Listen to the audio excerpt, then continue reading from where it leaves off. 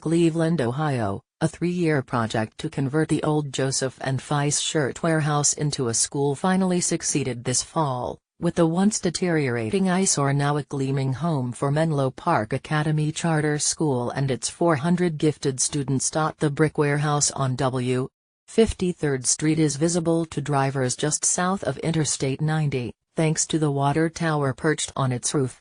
It had fallen into disrepair, with vandals stealing fixtures and painting graffiti inside and out after it closed in the 1990s. But it offered a great opportunity for Menlo Park.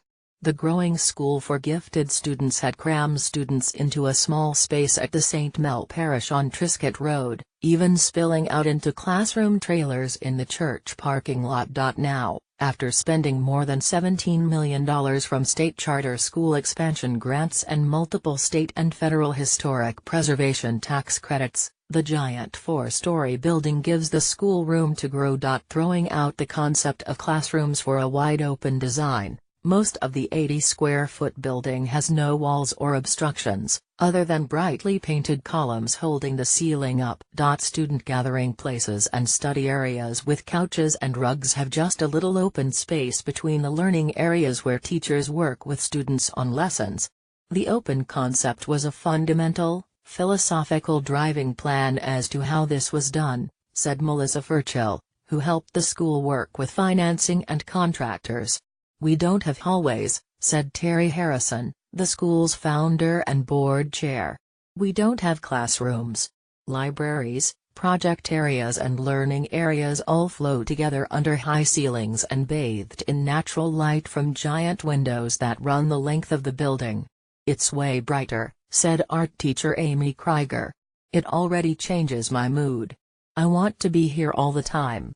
Choir director Shannon Jakubczak is one of the few teachers with an enclosed room, only to prevent music lessons from bothering other classes. But there's now room to expand her choir and she no longer has to teach in a portable classroom. "It's like 1000% better," she said. "I don't even have words." Menlo Park started in 2008 as part of the Constellation Charter School chain, before breaking off on its own. It accepts only students between kindergarten and 8th grade that have met state criteria to be classified as gifted, essentially having an IQ of around 130 or higher, or scoring in the top 5% on state tests. "We don't take everyone, but we take everyone who qualifies," Harrison said. As a charter, it can accept students from anywhere in Ohio. Harrison said the school has students living in 50 districts and at least 7 counties.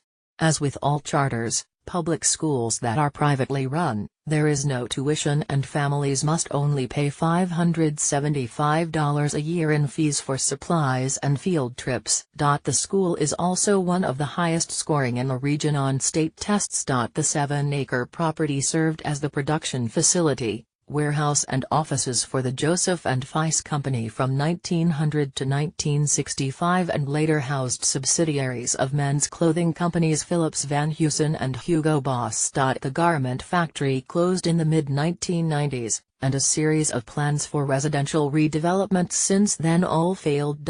In a departure from recent preservation tax credit awards, none of the winners this time were high-profile downtown Cleveland projects. Instead, the money will flow to developers working in city neighborhoods, suburbs and outlying counties. The school set up a separate company to buy the site in 2015 for $275,000. Along with the warehouse came the company's former administration building and clock tower next door, which remains boarded shut.